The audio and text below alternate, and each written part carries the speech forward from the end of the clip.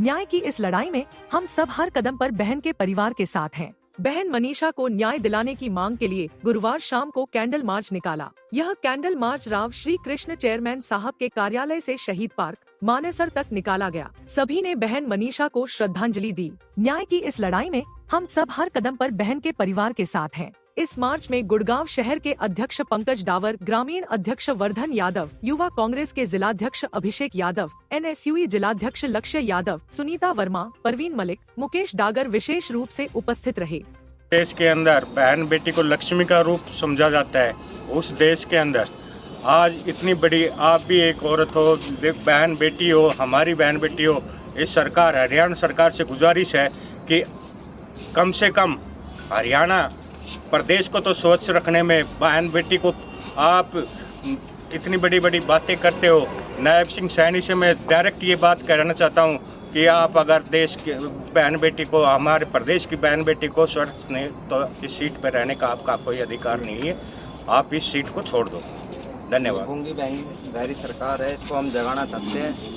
तो ये से बड़ी इम्पोर्टेंट यही है कि भाई बहन बेटी किसी की वो सब बराबर होती है और सारा समाज उसके लिए एकत्रित है। आज पूरा हरियाणा, क्या पूरा देश, क्योंकि आज कई साल पहले एक निर्भया कांड हुआ था, उसके बाद एक हैदराबाद में एक बच्ची को ऐसे ही जलाया गया था और उससे विभत्स कांड आज ये हुआ है।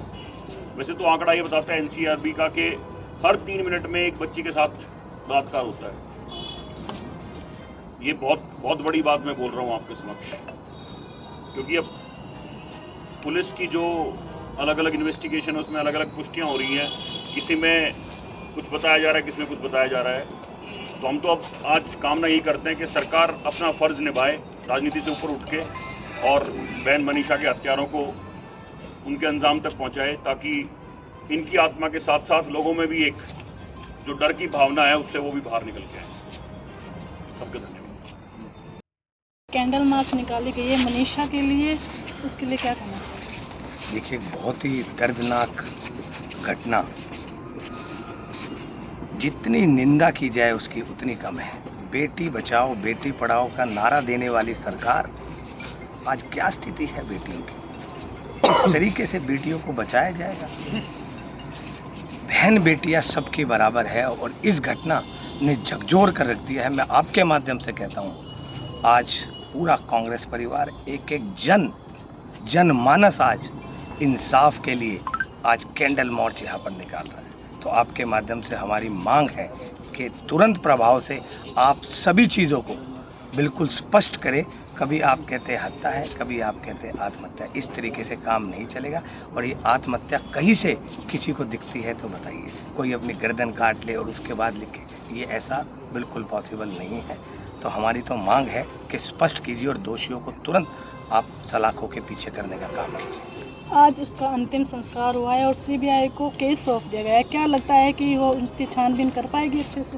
देखिए, अंतिम संस्कार उनका नहीं, अंतिम संस्कार आज लोकतंत्र का हुआ। बहुत ही दुखद घटना है। इसकी मैं दोबारा से कहता हूँ कि जितनी निंदा की जाएगा, आप CBI को दीजिए, आप चाहे किसी को दीजिए, हमें इंसाफ चाहिए, इंसाफ चाहिए। आज देश की बेटियों को इंसाफ चाहिए। तो हम यहाँ इसी कैंडल मार्च के माध्यम से इंसाफ की मांग करते हैं।